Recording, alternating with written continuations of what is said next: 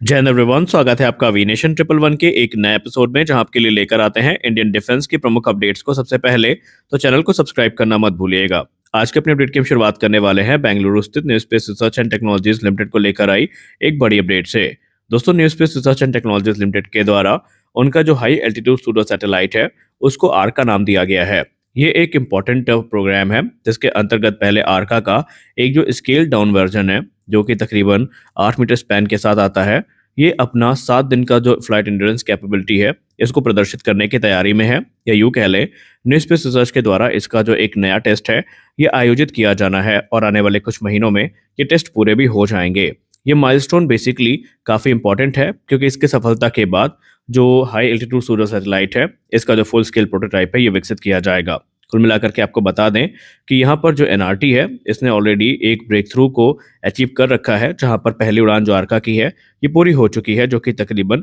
21 घंटे तक चली थी। लेकिन अब जो टेस्ट होने वाला है यहाँ पर 7 दिन का जो फ्लाइट एंड्योरेंस कैपेबिलिटी है ये डेमोन्स्ट्रेट करी जाएगी और इसके अलावा दूसरे जो पहलू हैं इनको भी टेस्ट किया जाएगा। इस प्रकार के जो प्लेटफॉर्म है इस समय काफ़ी महत्वपूर्ण है क्योंकि लंबे समय तक एयरबॉर्न रह सकते हैं और इनसे जो मिशन है वो भी अच्छे से एग्जीक्यूट हो सकते हैं। खासकर अगर हम बात करें बॉर्डर सर्विलेंस की या फिर रियल टाइम मॉनिटरिंग की, तो ये सारी चीज़ें इस हाई एल्टीट्यूड सूडो सैटेलाइट की सहायता से पूरी किए जा सकते हैं। हमारी अगली बड़ी अपडेट फ्रांस से आ रही है। दोस्तों, फ्रांस के इंजन मैन्युफैक्चरर्स सैफ्रॉन के द्वारा जो इंजन ऑफर है एक के बाद एक काफ़ी ज़्यादा इंटरेस्टिंग होता जा रहा है और अब फ्रांस ने 2 महत्वपूर्ण प्रपोजल भारत को एक्सटेंड कर दिए हैं, जहां पर वो ये चाहते हैं कि भारत के साथ डिफेंस और टेक्नोलॉजिकल कोलैबोरेशन को बढ़ाया जा सके। इस पे सबसे ग्राउंड ब्रेकिंग जो ऑफर सामने आया है वो एक एडवांस जो जेट इंजन है इसके को डिज़ाइन डेवलपमेंट को लेकर के है, जहां पर भारत में एक एडवांस इंजन मैन्युफैक्चर किया जाएगा और इसमें इंडियन एंटिटीज के साथ मिलकर के फ्रांस इस काम को पूरा करेगा।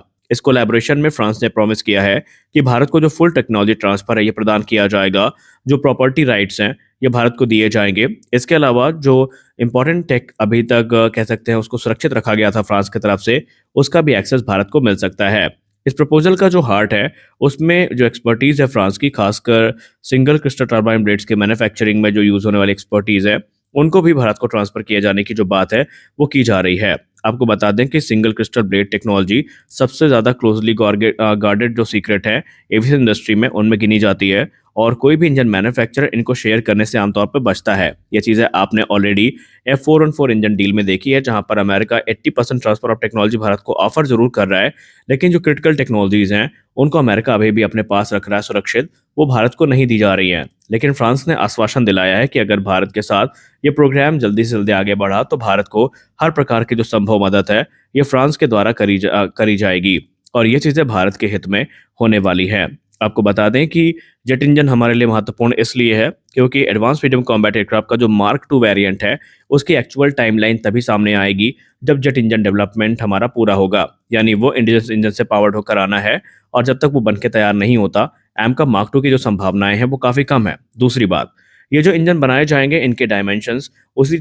ठीक उसी प्रकार से होंगे जो कि इस समय जनरल इलेक्ट्रिक F414 के हैं, क्योंकि इस डायमेंशन के साथ जो इंजन है इन्हें स्वैप किया जा सकेगा अपग्रेड के माध्यम से। और फ्रांस ने पहले भी कहा है कि भारत के साथ जो वो इंजन बनाएंगे वो बेसिकली तेजस मार्क 2 के साथ कंपैटिबिलिटी को शेयर करेंगे, एमका में यूज़ किए जा सकते हैं और सबसे बड़ी बात, भारत अगर चाहे तो उन 110 किलोटन थ्रस्ट क्लास के इंजन को आने वाले भविष्य में जो राफेल फाइटर्स हैं उनमें भी अपग्रेड के माध्यम से इनकॉर्पोरेट कर सकता है या इंटीग्रेट कर सकता है। अब देखना यह है कि जेट इंजन डील जिसको लेकर माना जा रहा था कि 2024 में फाइनलाइज होगी, जो कि अभी तक नहीं हो पाई है, ये कब फाइनलाइज होती है। संभावनाएं हैं कि 2025 में एक बड़ी अच्छी खबर इसको लेकर सुनने को मिल सकती है। हमारी अगली बड़ी अपडेट हिंदुस्तान एरोनॉटिक्स लिमिटेड से आ रही है। दोस्तों, जैसा कि आपको पता है कि इंडियन आर्म फोर्सेज में इस समय आत्मनिर्भर भारत इनिशिएटिव को काफी ज्यादा प्रोत्साहन दिया जा रहा है और हम कोशिश करते हैं कि अधिकतर जो उपकरण लिए जाएं वो स्वदेश निर्मित ही हों। और इसी क्रम में एक काफी सकारात्मक खबर सामने आई है, जहां पर हिंदुस्तान एरोनॉटिक्स लिमिटेड ने ये बताया है कि 2028 से 29 तक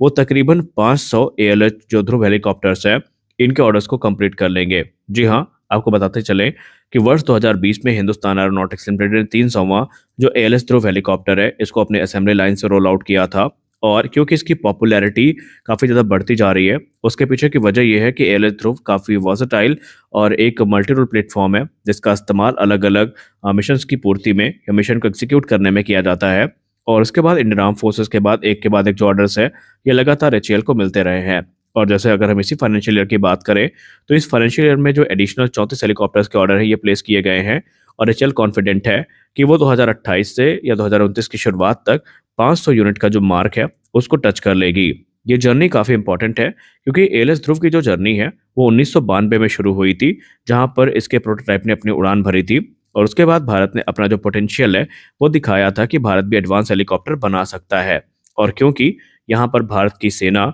इस प्रकार के हेलीकॉप्टर्स को लेकर काफ़ी ज़्यादा इच्छुक है, तो एचएएल भी इस चीज़ को लेकर कॉन्फिडेंट है कि वो प्रोडक्शन को ज़रूरत पड़ने पर अपने मन मुताबिक बढ़ा सकते हैं और ज़रूरतों को पूरा भी कर सकते हैं।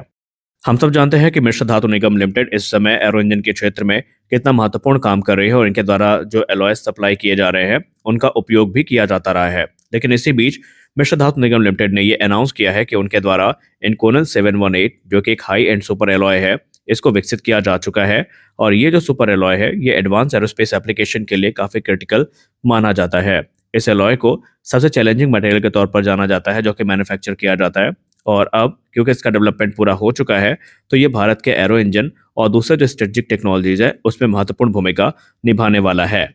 जैसा कि मैंने पहले भी कहा कि इनकोलन 718 जो है इसे सबसे ज़्यादा डिफिकल्ट एलॉय माना जाता है प्रोड्यूस करने के परिप्रेक्ष्य में, और अब क्योंकि ये बनाया जा चुका है और अगर हम इस सुपर एलॉय की बात करें तो ये अपने हाई स्ट्रेंथ और एक्सट्रीम टेम्परेचर के अगेंस्ट जो इसकी रेजिस्टेंस है इसके लिए जाना जाता है। वहीं इसकी जो क्वालिटी है वो भी काफ़ी ज़्यादा उन्नत होती है। अब इसके डेवलपमेंट के बाद से जो हमारे क्रिटिकल प्रोग्राम है जैसे कि कावेरी ड्राई इंजन प्रोग्राम हो गया, ये स्मॉल टर्बोफैन इंजन प्रोग्राम हो गया, उसमें एक बड़ी बढ़त हमें देखने को मिलने वाली है क्योंकि इस प्रकार के जो मटेरियल्स हैं ये जेट इंजन डेवलपमेंट में काफ़ी उपयोगी माने जाते हैं। और शायद आपको लग रहा होगा कि ये पहला बड़ा ब्रेक थ्रू है जो मेधानी को मिला है, ऐसा बिल्कुल भी नहीं है। मेधानी पहले भी कावेरी इंजन प्रोग्राम के लिए जो क्रिटिकल पार्ट्स और कंपोनेंट्स हैं ये सप्लाई करती रही है और अब इसी चीज़ को लेकर जो जीटीआरए का कॉन्फिडेंस है वो हाई है। जीटीआरए का कहना है कि जिस प्रकार का सपोर्ट उनको इस समय मिल रहा है इंडियन इंडस्ट्रीज से, उसको लेकर वो कॉन्फिडेंट है कि जो इंजन डेवलपमेंट प्रोग्राम है वो एक रिकॉर्ड समय में पूरा किया जाएगा। और एक्सपर्ट्स इसे कावेरी इंजन से जोड़कर देख रहे हैं और कावेरी इंजन के लिए भी ये एक बहुत बड़ी बढ़त के तौर पर देखा जा रहा है।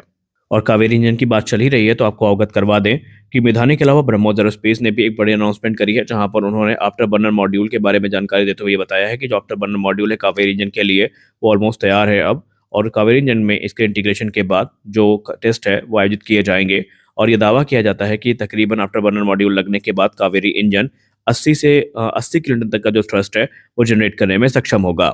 हमारी अगली बड़ी अपडेट आ रही है भारतीय वायुसेना को लेकर। भारतीय वायुसेना जो कि अनमैन्ड एयर व्हीकल को लेकर काफी ज्यादा इच्छुक है और इसी बीच भारतीय वायुसेना के एक अधिकारी ने मीडिया से बात करते हुए कहा कि इंडियन एयरफोर्स का प्लान फिलहाल तो ये है कि अधिक से अधिक जो इंडिजिनस प्लेटफॉर्म है इनको इंडक्ट किया जाए। जो भी प्रोग्राम है उसको सबसे पहले प्राथमिकता जो दी जा रही है वो इंडिजिनस प्लेटफॉर्म्स को दी जा रही है। अगर हमें ये लगता है कि फिलहाल जो ड्रोन्स हैं ये हमारी रिक्वायरमेंट को पूरा करने में सक्षम नहीं है, तो उसी केस में हम जो इम्पोर्टेड ड्रोन्स हैं उनके तरफ जा रहे हैं। अन्यथा हमारा प्रयास यही रहेगा कि पहले जो इंडियन प्लेटफॉर्म्स हैं इनको प्राथमिकता दी जाए। तो आज के इस वीडियो में बस इतना ही। मिलते हैं अगले वीडियो में कुछ और अपडेट्स के साथ, तब तक के लिए जय हिंद।